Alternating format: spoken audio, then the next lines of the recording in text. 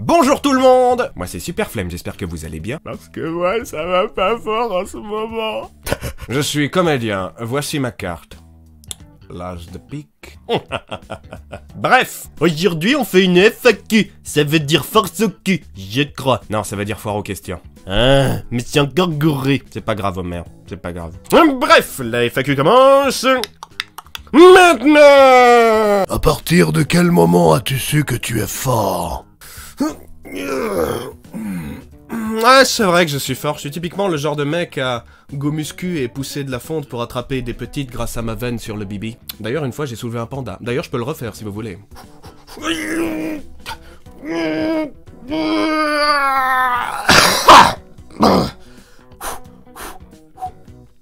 Voilà, c'était une petite blague, j'espère qu'elle vous a plu. Abonnez-vous et mettez la cloche. C'est important. Ah merde, la question c'était fort en imitation.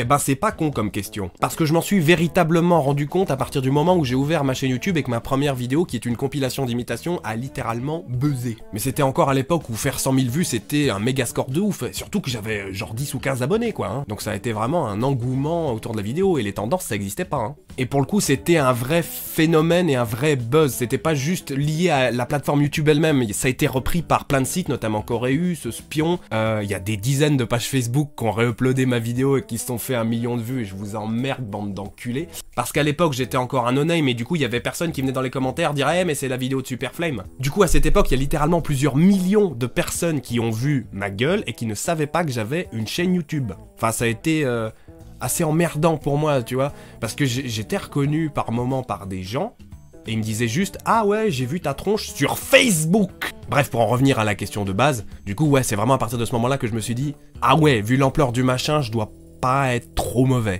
Avant ça, je me disais juste, ah ouais, enfin c'est sympa, ça fait rire les copains, mais voilà, enfin c'est pas du tout un objectif et ça m'aidera sûrement pas à monter une chaîne YouTube ou... J'étais con. Quand est-ce qu'on arrive? Oh, et sans déconner, on est parti il y a 2 minutes là, t'abuses. As-tu des imitateurs comme exemple, comme idole? Si oui, lesquels?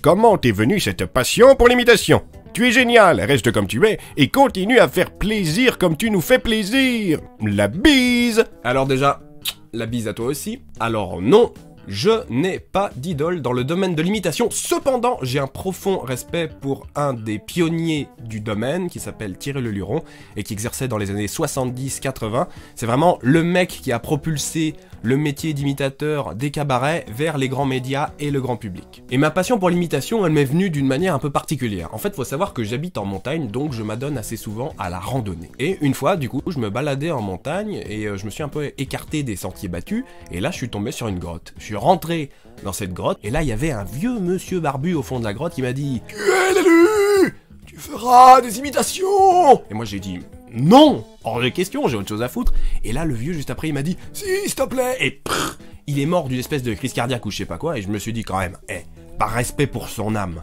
je vais le faire. Et du coup, en rentrant de ma randonnée, j'ai ouvert ma chaîne. Paix à ton âme, vieil homme barbu de la grotte. Hey, Super Flame! Comptes-tu refaire une série d'épisodes dans le même style que le calendrier d'avant la fin des temps?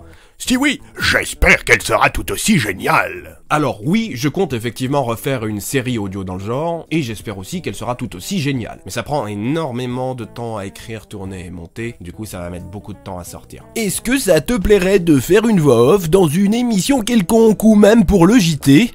D'ailleurs, j'adore ce que tu fais. Merci, moi aussi j'aime beaucoup ce que je fais. Je vois déjà venir les commentaires qui vont reprendre le timecode de ce que je viens de dire et faire LOL, ça va, les chevilles, hein, PTDR, t'as le melon.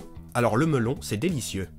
Et du coup, oui, si on me propose de faire la voix pour un reportage ou pour un documentaire, a priori, je n'ai rien contre. Salut, quel est ton plat préféré? Plat préféré... Alors ça peut paraître beauf, mais une bonne grosse entrecôte sa mère avec des frites, c'est pas pour me déplaire. Et juste après, c'est le magret de canard. J'adore le canard. Pourquoi tu prends le train? J'aime bien quand il n'y a pas de grève et que je suis défrayé par une convention, donc que c'est pas moi qui ai dû acheter les billets. J'aime beaucoup prendre le train, c'est sympa. Ça me détend, tant qu'il n'y a pas des gosses qui hurlent dans le wagon. Tartiflette, raclette ou fondue? Étant au Savoyard, j'approuve totalement les 3.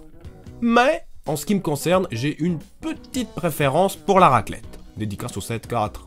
Tu vas encore faire beaucoup de collabos avec Retaqué. Alors pour ceux qui ne connaissent pas la chaîne Retech, elle est gérée par deux potes à moi qui s'appellent Maxime et Victor, et sur leur chaîne ils font des trucs axés autour du doublage, et ils font notamment des résumés parodiques de mangas, de dessins animés, et prochainement peut-être même de séries et de films. Ils sont très doués, ont de bons délires, et je vous invite à découvrir ce qu'ils font, et du coup, de temps à autre, il m'arrive de prêter ma voix à certains personnages. Je vous mets le lien d'une parodie à laquelle j'ai participé dans la description, comme ça vous pourrez voir un petit peu ce qu'ils font. Vas-tu faire une rencontre abonnée en Corse et acceptes-tu les colis? Car j'aimerais t'envoyer quelques trucs. Alors ne le prends pas mal, mais un colis qui vient de Corse, vu le passif de la région, la probabilité que le truc soit un engin explosif est quand même relativement élevée. Et pour la rencontre abonnée en Corse, je pense pas parce que ça me coûterait très cher à organiser moi, mais si une convention s'organise en Corse et que je suis invité, je viendrai avec plaisir. Mais je vais pas spontanément organiser un truc en Corse. Les rencontres abonnées, moi je peux éventuellement les faire vers chez moi quoi. À ce propos, j'aimerais organiser dans les mois à venir un pique-nique géant au bord du lac d'Annecy. Enfin géant, un pique-nique des abonnés quoi. Ça tombe, vous serez 10. Ça tombe, vous serez 50. Enfin, ça peut être marrant qu'on soit tous à pique-niquer au bord du lac. Du coup, les personnes que ça intéresse, écrivez dans les commentaires #WePicnic. Quel est ton manga préféré? Alors j'en ai deux. Le premier, ça va faire un peu mainstream, mais Death Note. Et le second, c'est Détective Conan. J'ai dû mater plus de 700 épisodes de l'animé. Tu aurais fait quel genre de métier si YouTube n'existait pas? Non, pas de YouTube. Alors, soit développeur informatique, et d'ailleurs j'ai fait mes études là-dedans, soit comédien mais en suivant un cursus classique avec école d'art dramatique et tout le bordel, soit un truc dans la politique mais sans prendre les gens pour des cons. Je pense que j'aurais pu arriver à un certain niveau, mais qu'après t'es obligé de prendre les gens pour des cons. Du coup, je pense que j'aurais stop juste avant. Comptes-tu te rapprocher de Paris dans le futur? Est-ce un frein pour d'éventuels projets selon toi? Excellente question. Alors premièrement, non, je ne compte absolument pas me rapprocher de Paris. J'ai grandi en montagne et je suis très attaché à ma région. Si tu veux, en termes de paysage, là c'est une montagne, là c'est une montagne, là c'est une montagne, là c'est une montagne. Là, c'est un champ avec des vaches, là, c'est un champ avec des moutons, là-bas, t'as un champ de maïs, et là-bas, c'est une forêt. Enfin, tu vois le délire, quoi. C'est une zone rurale, et j'ai énormément de mal avec les très grandes villes. Je peux être amené à m'y déplacer pour des motifs professionnels, mais m'y installer, je pense que j'aurais du mal, psychologiquement. Attention, me faites pas dire ce que j'ai pas dit, ça veut pas non plus dire que je suis un putain de gros paysan, hein. Parce que je vous vois déjà arriver avec vos commentaires, lol, super flemme, le pégu. Non, pas du tout. C'est pas parce que je vis en zone rurale que moi, je suis rural. Je sais pas si vous voyez ce que je veux dire. Et donc, pour compléter, et donc pour en revenir à la suite de la question, oui, professionnellement, ça peut être très handicapant de pas être dans un grand pôle urbain, surtout de ne pas être sur Paris, parce que c'est là que tout se joue dans l'audiovisuel, et que 90% des bails du YouTube Game se font. Le fait est que la distance me permet pas par exemple de collaborer avec d'autres youtubeurs. En tout cas, j'ai beaucoup de difficultés à les rencontrer physiquement. On peut faire ça par vidéo interposée par exemple, ou moi je peux leur fournir une voix off, mais ça c'est moins efficace, disons. Après, l'avantage que ça a, c'est que du coup, vu que je suis tout seul dans mon coin, je ne suis pas parasité par d'éventuelles autres idées ou phénomènes de clan, et il n'y a rien de péjoratif là-dedans. Mais quand tu passes ta vie avec d'autres youtubeurs, que tes potes, c'est des youtubeurs, ci et ça, ça parle YouTube, ça mange YouTube, ça vit YouTube, ça respire YouTube. Et du coup, la distinction entre vie privée et vie publique, elle devient de plus en plus difficile à faire, et tes relations amicales se retrouvent parasité par des relations professionnelles, ci et ça, et je pense que ça peut vite devenir ultra malsain. Typiquement, moi, mes potes, coucou les gars si vous regardez cette vidéo, ils ne regardent presque pas YouTube, ça ne les intéresse pas des masses, bien entendu, ça leur arrive de temps en temps de mater des vidéos, mais c'est ni des créateurs de contenu, ni des fanboys, du coup ça vire pas mal de problématiques que tu pourrais avoir dans les autres cas. T'as déjà rencontré d'autres pros de l'imitation? Si oui, ils ont pensé quoi de ton travail? Alors oui, j'ai déjà rencontré des professionnels de l'imitation, sachant que moi je me considère pas encore totalement comme un professionnel de l'imitation, parce que je ne fais pas de spectacle, même si ça m'arrive de temps à autre de mettre au point des petits sketchs à jouer sur scène.